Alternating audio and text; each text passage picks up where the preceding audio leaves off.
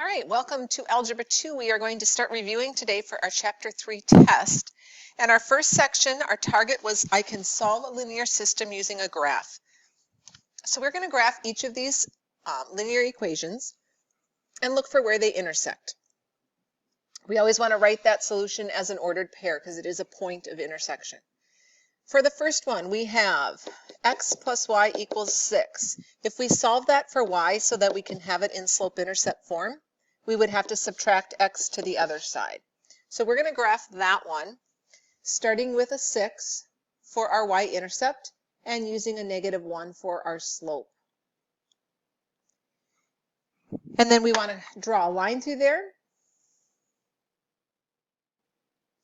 All right, and then the second equation was 2y equals 3x plus 2. Again, to get that in slope-intercept form, we want y by itself. So we're going to divide everything by 2, and we end up with 3/2 x plus 1. So we are going to start that equation, graphing it, starting at a 1 for our y-intercept, and we're going to go up 3 and over 2 to get our point of intersection. So, we're going to draw a line through that. And then we notice that they do intersect right here at the point 2, 4. So our solution we would list as that ordered pair 2, 4. And you can always check this. If it was a test question, I would definitely go through and plug in 2 for x and 4 for y and make sure that your equations are both coming out true. All right, our second section, we started looking at algebraic ways of solving systems. And so we had substitution and we had elimination. Remember, substitution is best used when we have an equation that's already solved for a variable, or at least we have a single x or a single y somewhere in there that we could get by itself. For this one, we are told that x is equal to -y minus 3. So we're going to do a substitution. We're going to take out that x and replace it with what it's equaling. So we'd have 3 times the quantity -y minus 3, we've done our substitution, minus 4y equals 5. Notice now that all we have in our equation are y's, we don't have x's and y's. Distributing, we've got -3y minus 9 minus 4y equals 5. Combining like terms, we'd have -7y minus 9 equals 5. And then we are going to add 9 to the other side. So we have -7y equals 14. And then we're going to divide by -7 to get y being -2. That's the first coordinate. Then I have to plug that back in for my y value to figure out my x value. So x equals the opposite of y, so +2 minus 3. So x would be -1. Our ordered pair then would be -1, -2. For our third example, this time it says to solve the system using elimination. And elimination is best used when we have both equations in standard form. What we look for is, can we get one of our variables to have opposite coefficients, like a 3 and a -3? In this case, we have 3's for both of them, so we would want to multiply one of our equations. I'll just pick the first one, multiply it by a -1. The first equation then becomes -2x minus 3y equals -9. We can then combine it with our second equation, and we end up with 3x, no y's, equaling 0. And when we divide by 3, 0 divided by anything is still 0. So we know that x is 0. We can dump that back into either place for x. 5 times 0 plus 3y equals 9. Well, 5 times 0 is just 0, so 3y equals 9. Y would have to be 3. So this one has a solution of 0, 3. Now, just because we're solving them algebraically, I don't want you to forget that what you're really finding is that point of intersection. For these next two, we are giving you the option of using substitution or elimination. So for this first one, It is set up with both equations in standard form, so I could easily do a an elimination method. So same with number 5. However, I do want to review substitution one more time, so I'm going to solve this one for x by subtracting the 2y to the other side. Then I can do a substitution and plug that whole expression in for x. So I'd have 2 times the quantity negative 2y plus 8 plus 4y has to equal 17. I distribute. I've got negative 4y plus 16 plus 4y equals 17. Combining like terms, you'll notice that my y's drop out, and I end up with the statement 16 equals 17. If we have no variables left when we do either substitution or elimination, if we have no variables, then we have to look at a true versus a false statement. This time around, we are getting a false statement because 16 does not equal 17, so we would say there's no solution. If we had gotten a true statement, like 16 equals 16, then we would say there's an infinite number of solutions. In other words, both equations are the same line. If we're getting a false statement like this, it really means that we had parallel lines. For question 5, let's go ahead and do the elimination method on this one.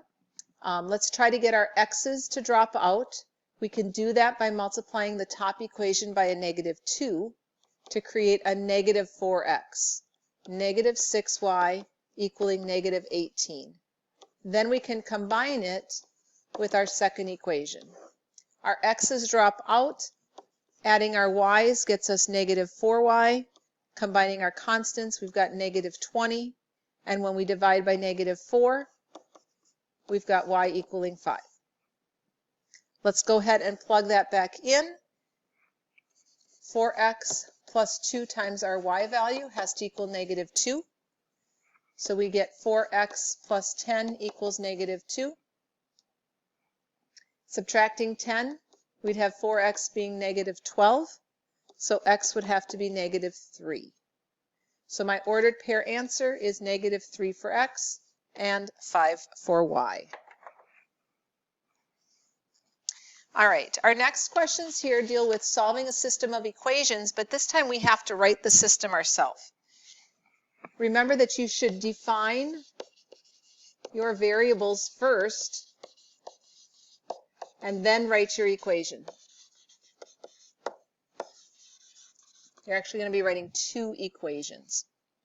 So this one says you have a handful of dimes and quarters in your piggy bank. You have a total of 8 coins that total $1.55 worth of change. How many of each coin do you have? So let's define x to be the number of dimes and y to be the number of quarters. So one of your equations is just going to deal with the fact that you have a total of 8 coins. So if we have x dimes and y quarters, added together we should have 8 items. The other piece of information comes from the value here. So we have to think about what is the value of a dime and a quarter. A dime is worth 10 cents, a quarter is worth 25 cents, and our total is $1.55. All right, now we have several options. We can solve this with substitution, we could solve this with elimination. We could get rid of decimals by multiplying that second equation by 100. Let's just go ahead and try to eliminate our x's. Let's multiply by negative 10 cents. So we end up with negative 0.10x minus 0.10y, and negative 0.1 times 8 would be negative 0.8. We can then combine it with our second equation.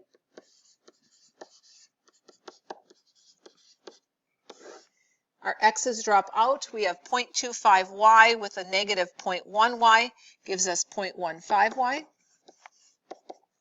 On this side, we have $1.55. We're subtracting 80 cents, which leaves us 75 cents. Dividing by 0.15, we get y equaling 5. Once we know y, we can plug that back in.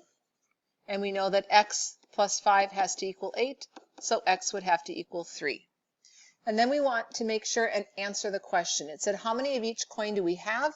We would say we have 3 dimes and 5 quarters. All right, our next example, if I can get my page to scroll here.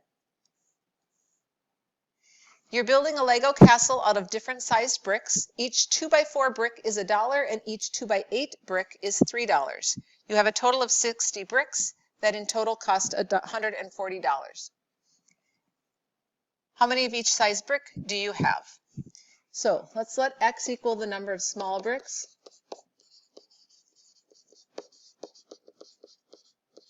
And y can be the number of large bricks. So we are told that we have 60 bricks total. So we would have the equation x plus y has to equal 60. Then if we deal with the amount of money we're spending $1 for each x, and we're spending $3 for each y, and total bill was $140. Let's go ahead and solve this one. We'll use elimination again, because they are both in standard form. So I'm going to multiply the top equation by -1. So now I have negative x minus y equals negative 60. I have a positive x plus 3y equals 140. I can add those up and my x's drop out. I get 2y equals 80. And when I divide by 2, I get y equals 40. Substituting that back in, we have x plus 40 has to equal 60, so x must be 20. So to answer our question, we would say we have 20 small bricks, and we have 40 large bricks.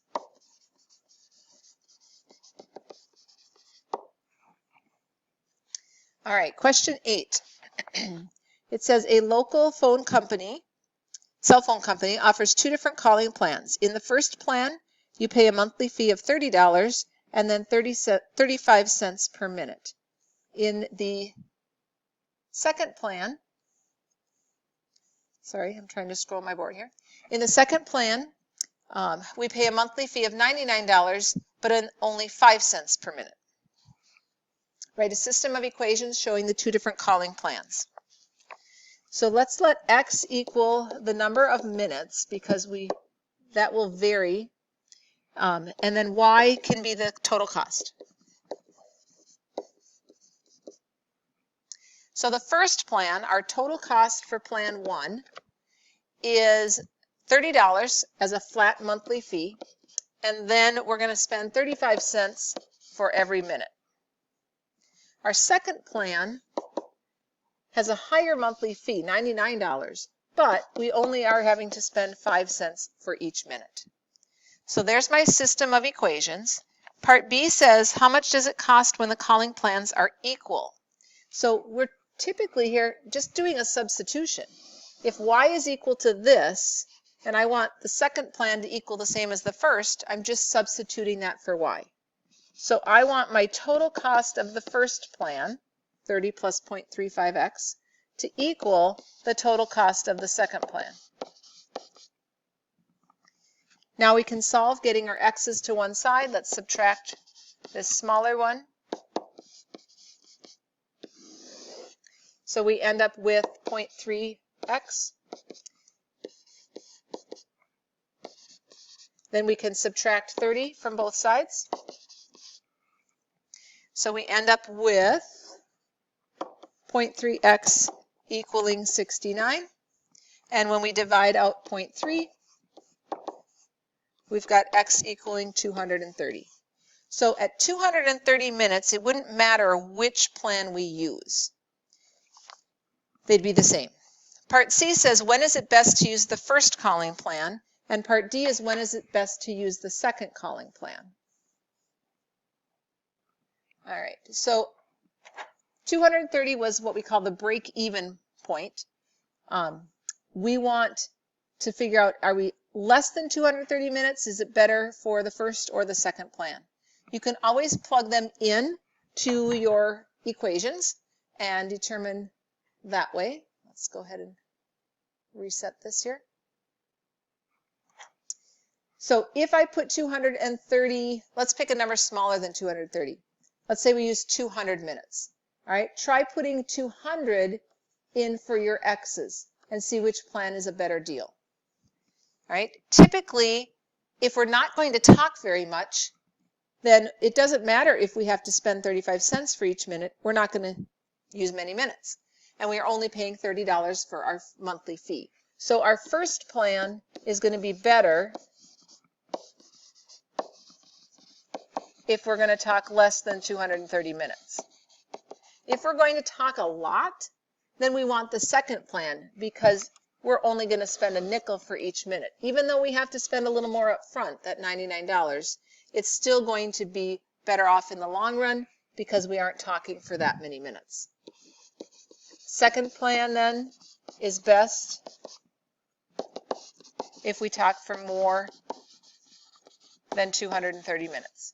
But if you get confused about that, just try some numbers. Try a number smaller than 230 and see which plan gets you a cheaper rate.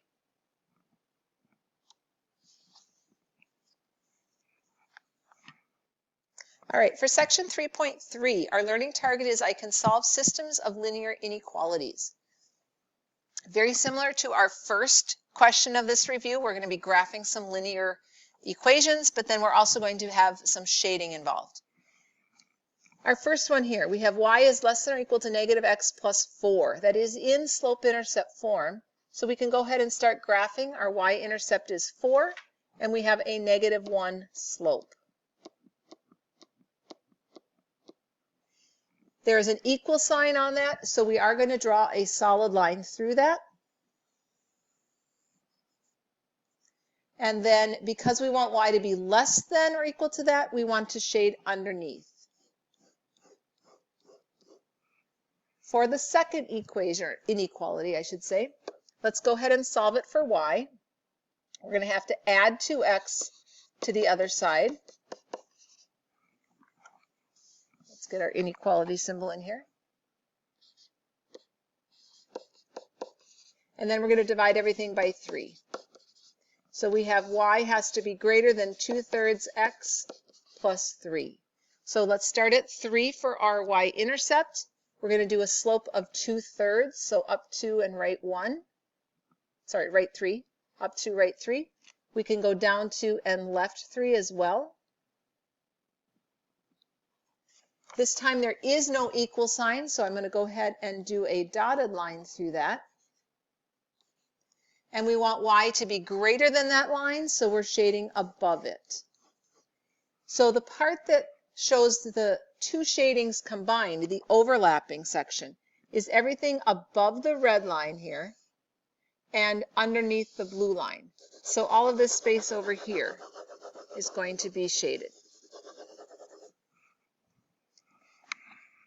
For our second example, we have y is less than 2x plus 3. So again, starting at 3 for our y-intercept, we're doing a slope of 2. So rise 2, run 1, or go down 2 and left 1. There is no equal sign, so I'm going to go ahead and make that a dotted line. We want y to be less than, so we are shading underneath.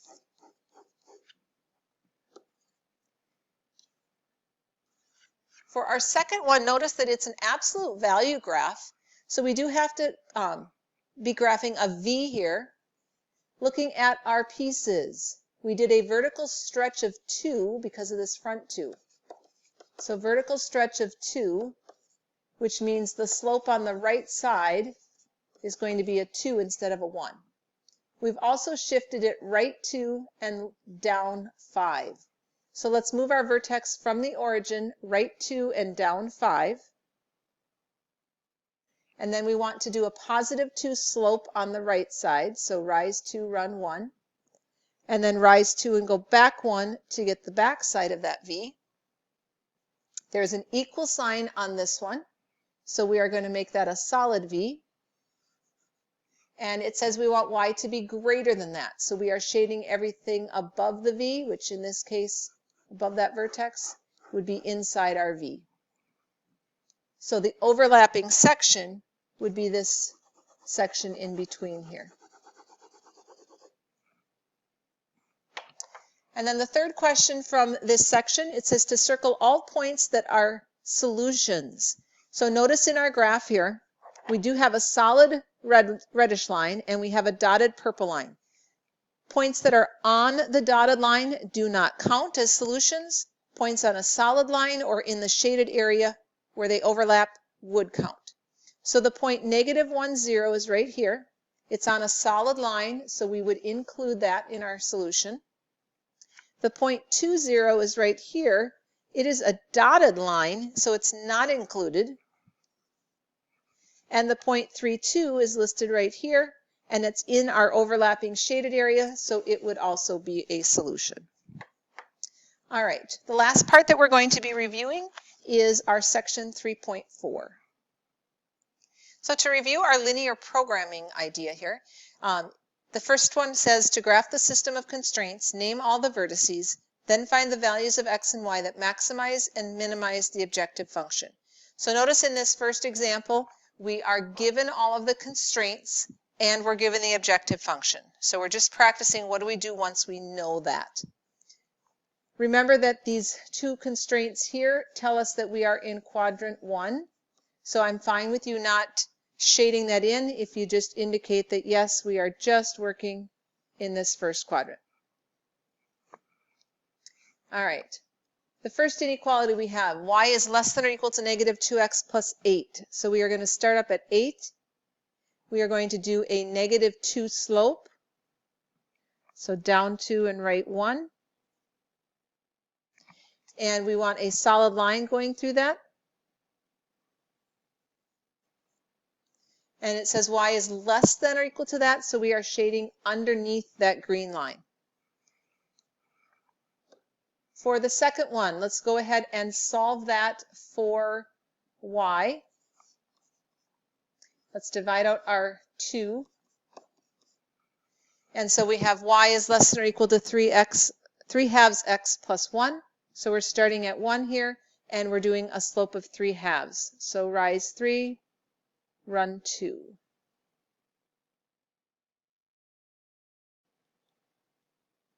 And then we are looking for a solid line again through that. And so the part, and we'd be shading underneath that line since y is less than that. So we are under the green and under the red, but inside of the blue. So we are looking at this section in here. All right, then the next step is to label the vertices. So we have one corner here at 0, 0. We have one corner here, and that was at 0, 1. We have this point where they intersect at 2, 4. And then we have this point here at 4, 0. So we want to identify those corners or vertices of our, what we call the feasible region, where all of the constraints overlap. All right, so then we're going to take those vertices and we're going to actually plug them into our objective function.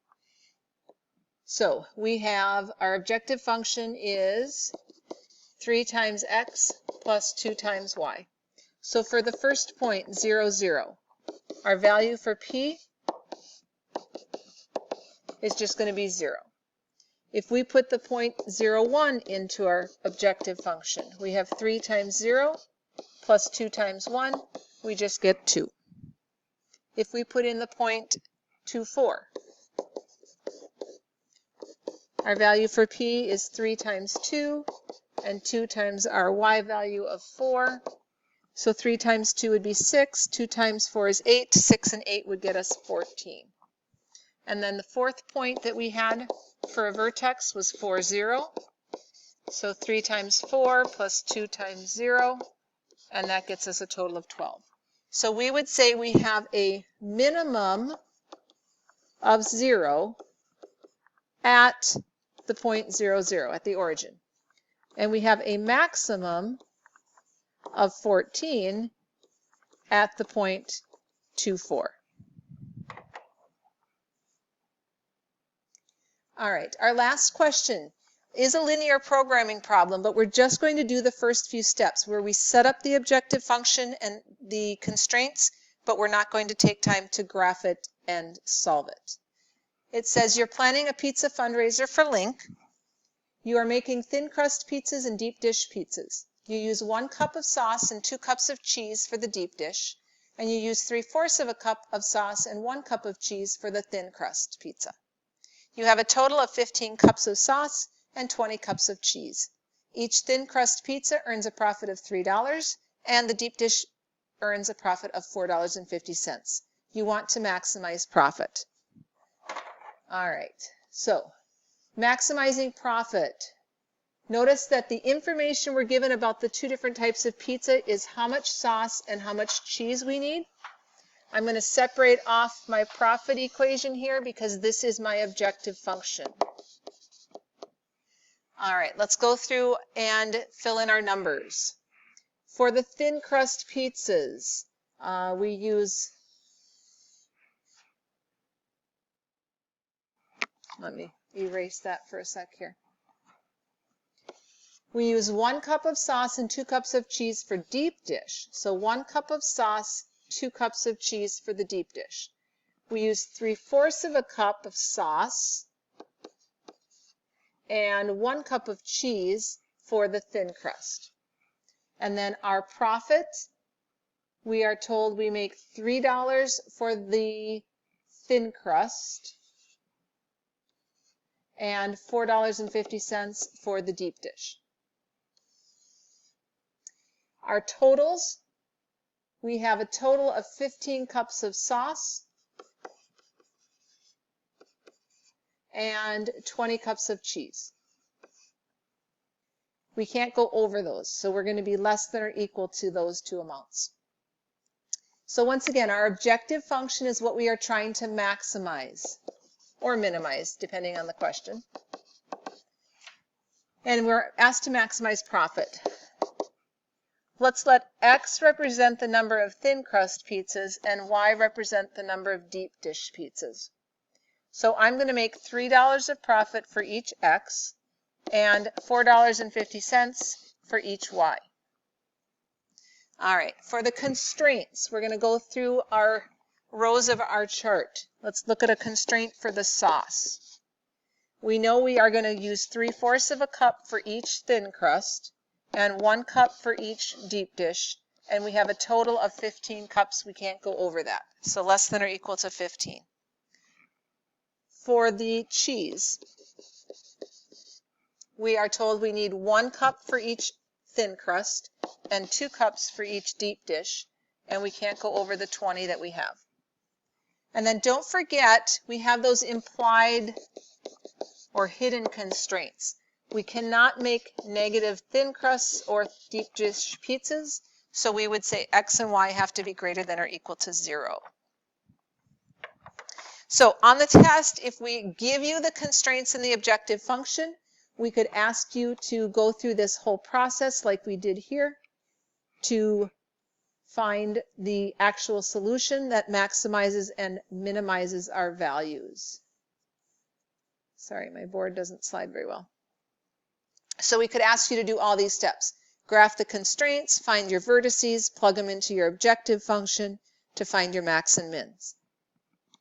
If we are not giving you the objective function and the constraints, then we can ask you to come up with those, but we're not going to ask you to graph and solve. All right, go ahead and go over your review worksheet, make sure you have these correct, and then you'll start working on your supplemental practice sheet.